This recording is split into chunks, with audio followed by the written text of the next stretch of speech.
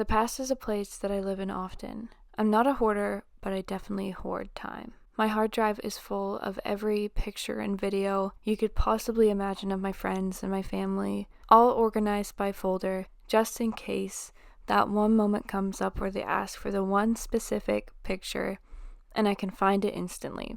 I think I look back often because I still feel deeply connected to the versions of myself that have passed. Everyone that I once met means something to me.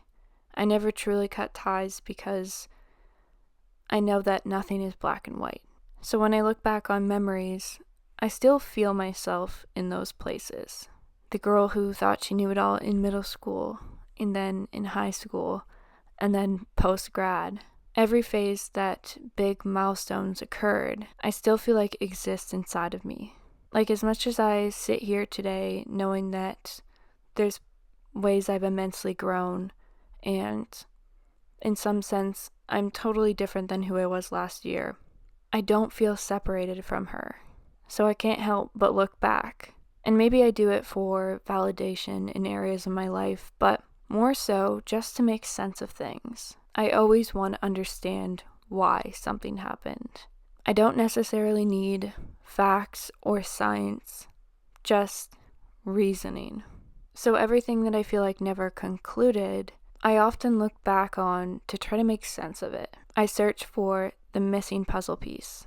But what I've learned this past year is that not all things can be made sense of.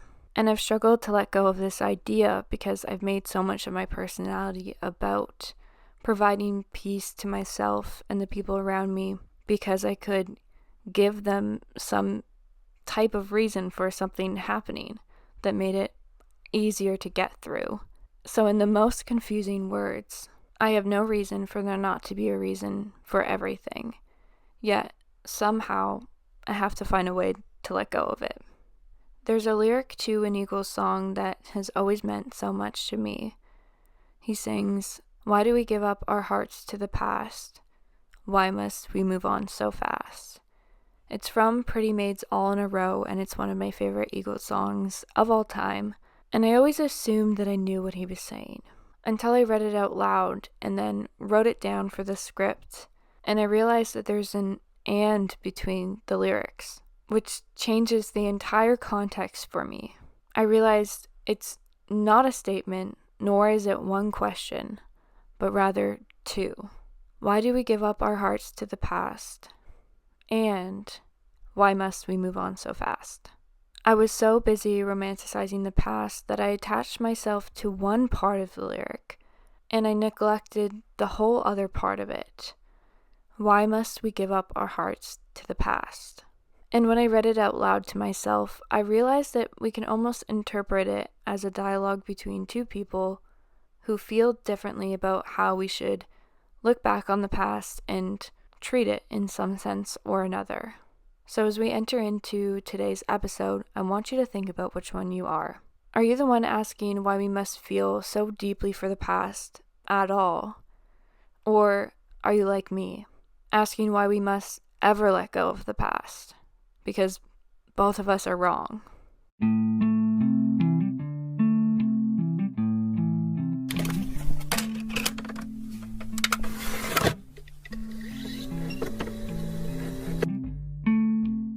When I was researching for today's episode, I was going through Spotify and YouTube trying to get inspiration, and every time I looked up living in the past, I received title after title of how to stop living in the past. And at first, this kind of shocked me because, as we already know, I'm someone that loves to look back on the past. But then I realized most of the time when we talk about living in the past, we're talking about something haunting us and not being able to let go of something, which is typically a regret. So let's talk about regrets. Regret is defined by Cambridge Dictionary as a feeling of sadness about something sad or wrong, or about a mistake that you've made, and a wish that it could have been different and better. Regret is a hard conversation because it tends to be quite subjective. The things that we regret are deeply personal to our own lives, and the reason that we regret them is even more personal than the memory itself. Because the reasoning behind it is based on something that you believe to be true about yourself. For example, when I think back on high school, one of the things I regret is not joining the basketball team. And it's not because I think that if I had, I would have been some pro, because that's definitely not the case. But more so, I regret it because I love basketball. I loved the sense of being on a team, and I always had fun doing it. But once I got to high school, it was this new mix of all these people I didn't know, and I just didn't think I'd be good enough, and I didn't think I'd be wanted on the team. So if we're talking about this regret today, obviously the action that I regret is making a choice. I wish I had done something different. But the real deep issue about it is not that I missed out on being on a basketball team. It's what I reaffirmed about myself by making that decision. Because if I don't deal with that belief about myself, the one that thinks that there's areas that I'm not good enough in, it then will start to seep into other aspects of my life. There's this wonderful book series called Before the Coffee Gets Cold. It's by Toshikazu Kawaguchi, and it's about a small Japanese cafe where there's one chair and you can sit in it and you can travel back to the past. But there's a couple rules. Firstly, you have to wait your turn to sit in the chair. Secondly, you have to finish your coffee before it gets cold. Otherwise, you will not return to the present and you will remain a ghost of the past. And finally, nothing you do in the past will ever change the future.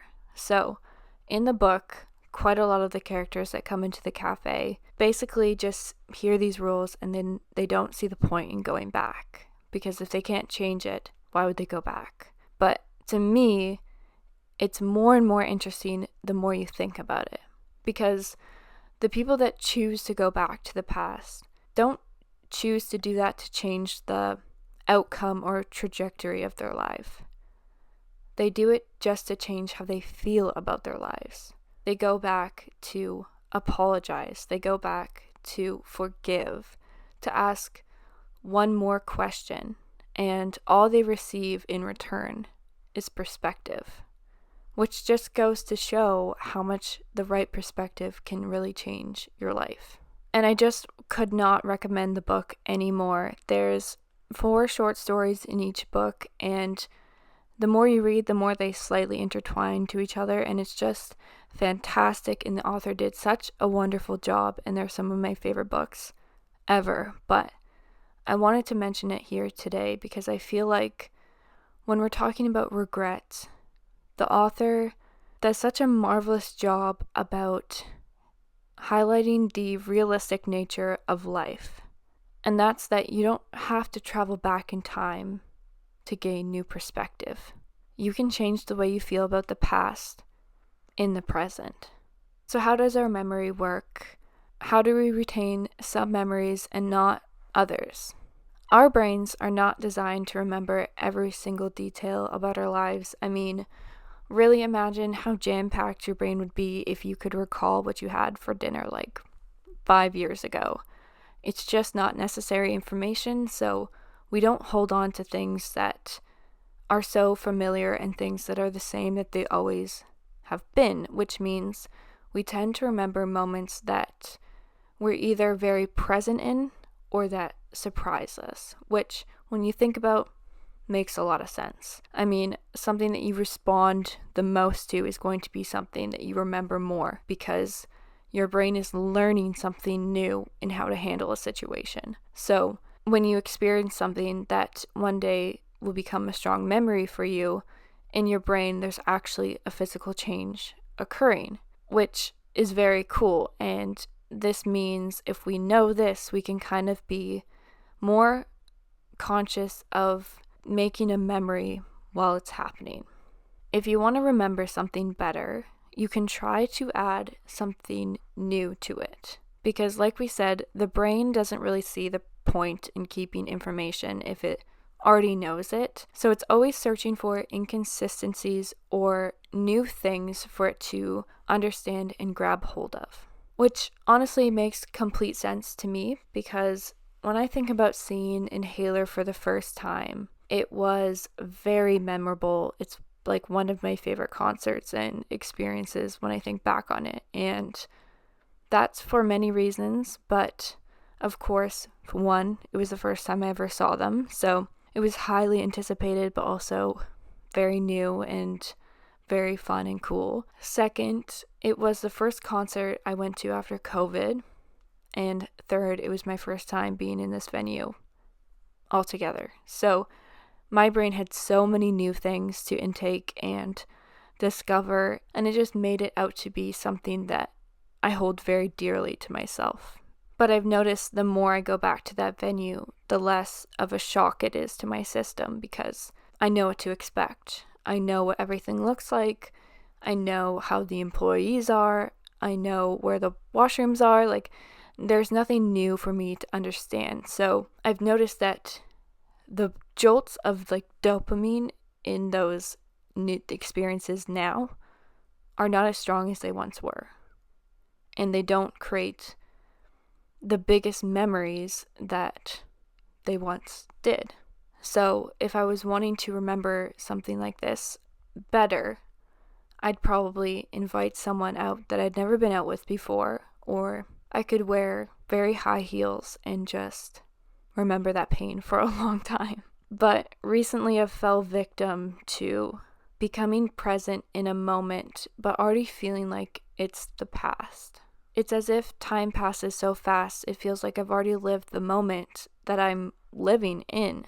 So if this is also you, then I'd encourage you to try this trick. Search for the discrepancies around you. Go to the coffee shop that you drive past every day that you've never been to, or invite somebody new on your daily walk. Put your mind into a position where it has no choice not to think about everything around it. It is curiosity that will change your mind and therefore your memories. The documentation of life through video and photography is something that I've had the gift of growing up with. I remember using my Nintendo DS to take pictures of everything I possibly could. And then later on in my life, being inspired by Indie Blue and recording almost every moment of my life so I could eventually make a year-end video. When I open up my hard drive to make a birthday video for a friend or just to edit for the fun of it, I am flooded with all the phases and eras that I've ever been through in my life. And I look back and I watch every phase of our life pass us by without our knowledge. And I know it's how it's supposed to be, but it doesn't make it hurt any less. I should have taken that moment more. My mind pleads to itself as I watch back videos over and over again. But especially with my best friend, a girl I had the privilege of growing up next to for many years of my life. We'd spend every afternoon together recalling our days of school, all the way from elementary to high school, and then we got to live together for a short-lived time, but a really wonderful time, and now we're long distance, and we ache for the days that we could just sit on each other's bed and talk about pointless things, or sit in silence, or watch YouTube videos together. And now I sit alone, wishing that I had appreciated that time more when I had it. But at the same time, if I had known it was going to be gone so soon, every moment that we had shared together, I would have been viewing it through this finality. There's this one Zach Bryan poem called Lucky Enough, and ever since I heard it, it just rings constantly in the back of my head. He says, "If I'm lucky enough, I'll understand losing someone close." And what I love about it is how quickly it changed my perspective on loss, on the people that I have lost, and the people or the time that I worry about losing. Because as much as we all want to avoid the pain of losing someone, I would never give up every good experience I've had with them just to not feel pain later on. how lucky we are to have people to love and for them to love us back. Thinking about the past forces me into this constant evaluation, which I use for good, but I also know can become a flaw. The past tears me away from the present and the future. Yet I feel so in control of my thought patterns because of the lessons that I've taken with me. So in some sense, I know exactly who I am, what I want, what I don't want, what I need. But I never have a clue of where to go. And this is the issue I found with consuming myself in the past. Holding on to the past forces me to identify more with who I used to be than who I am. And I think something that I'm learning this year is how to take the lesson out of something and then leave the story behind. Because when I rehash things in my mind, I ruminate on them, so much so that those things that happened still feel like they're happening, that the past is still the present. And in a sense, they were probably really important things that once happened to me in my life. But I end up letting it ruin my present and my future because I lock myself into a belief that used to be true, but it's not anymore. For example, if you continue to tell yourself, I will never be good at meeting new people because I just don't feel confident in presenting myself properly, then you will always feel the same way about yourself. Now, this may still be a true statement for you. I know for me, personally, I still identify with it. But living as if it is a fact about me is only enabling me to stay stuck in the past. Another thing to note about looking back is that the past is always romanticized to our minds because of something called selective memory. Selective memory makes us focus more on the good that happened rather than the bad. We choose what we want to remember, is essentially what it means. So if we are unhappy in our present lives, when we look back, we see it through these rose-colored lenses. But you are only seeing half of what it was. You are only seeing a daydream.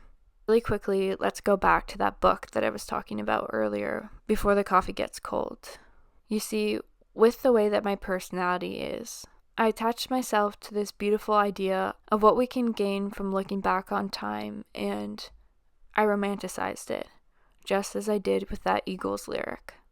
But what I neglected about the book is the rule that you must return before your coffee gets cold. There is a time limit on it. As kids, we see rules as harsh things that are in place to stop our fun. But as you age, you realize that some rules are in place to actually allow you to flourish. My point is that if I was a character in that cafe, I would have become a ghost in that chair. I would be trapped in my own past. And the rule is in place to keep people in the present where they belong. So the lesson today is that some of you need to sit in that chair. You need to look back and evaluate the things that have happened in your life, the ways that you've been hurt, and all the immense joy that you've experienced, and you need to question them. But some of you need to get out of that chair. You need to finish your coffee and see that around you life is moving and it's beautiful and it's just waiting for you to experience it. There's a song by James Blake called Don't Miss It, and he says, "And as it keeps going, I could never be involved. I could never really see in real time. I could never be involved. And as it keeps going, I could avoid real time. I could ignore my busy mind. I could avoid contact with my eyes. I could avoid going outside. I could avoid wasting my life. I could avoid 20/20 sight. I could avoid standing in line. I could avoid the 405. I could avoid coming to life. I could say anything I like. I could switch off whenever I like. I could sleep whenever I like. I could leave in the middle of the night. But I'd miss it. Don't miss it. Don't miss it like I did." When I was writing today's episode, I stumbled upon just a really lovely podcast called Profound Pondering, and he has one episode called The Past is in Your Head, the Future's in Your Hands. And I wanted to quote him. He said, "The past is no longer present. It's no longer here. What has happened will only keep occurring in our head, not in reality." And I think this is a fantastic reminder to those of us who can't leave our past behind, and those of us who want to live within our memories. You have control over what your present and your future looks like. So like I said earlier, understanding the past gives you the confidence to know who you are and understand the reason for why some things might have happened in your life. And this happens because you can find a tangible reason to believe something is true or something is not true. And building this ability allows you to have discretion as you go through life, which can be a fantastic skill, yet it can be easily abused, and it's very easy to get stuck and lost in the past. I don't think I'll ever stop looking back, just because there is so much good in my opinion, and I enjoy doing it. But it is true that the more I emphasize the past, the more I lose of the present. But before we finish off today, I want to tell a quick story. The last couple months, I found myself searching for something. I don't know what, but just the sense and feeling of deep understanding and growth and satisfaction in an area of life. It's really hard to pinpoint what it is because I don't know what I'm looking for, but just some generic sense that something makes sense. So anyways, as I've been going through this, I have been listening to so many podcasts, like just 6 hours a day of podcasts and sermons and just research. So I had one of these days a couple days ago, and I was just all up in my head, listening and listening and listening. And then I sat down at a window and I saw a rainbow appear, and I was looking at it. And normally in my life, a rainbow would bring me just immense immediate joy. Like, it's so beautiful to me. I'd normally respond to it and be like, this is a wonderful sign of just love and that the world is real and it's moving and it exists. But not this day. I sat there and I just couldn't feel anything towards it, and I actually got really down on myself because of it. I was just asking myself, am I really that in my head? Am I really that detached from some sense that I'm trying to find, that I can't feel anything towards this rainbow? Like, what happened? And as I was asking myself these questions, I noticed a second rainbow appear right next to it. And it was 10 times brighter than the other one, and it had every single color that a rainbow should have. And I just started to cry. And I heard God say in my head, "No, see me." And it was a moment that just completely stopped me in my tracks. And I realized that I had spent so much of my time looking to feel something, but I had never just let myself feel. I had never just turned off and just sat with it to see what I found. So I sat there and I just looked at both rainbows until they both faded away as if they were never there. And I realized how many of us would have missed them if we didn't sit down at that window to look for the good. Don't get stuck in who you were, because you are someone new right now. All of this leads me into next week's episode, which focuses in on the present, so I won't get ahead of myself and I'll stop there. But our past is our story. Our story is made up of memories, so I will leave you with this. How will you decide what you let define your life? As always, the sources and all social media links are in the description below. Let's let music bring us together, and don't forget to grow up slowly.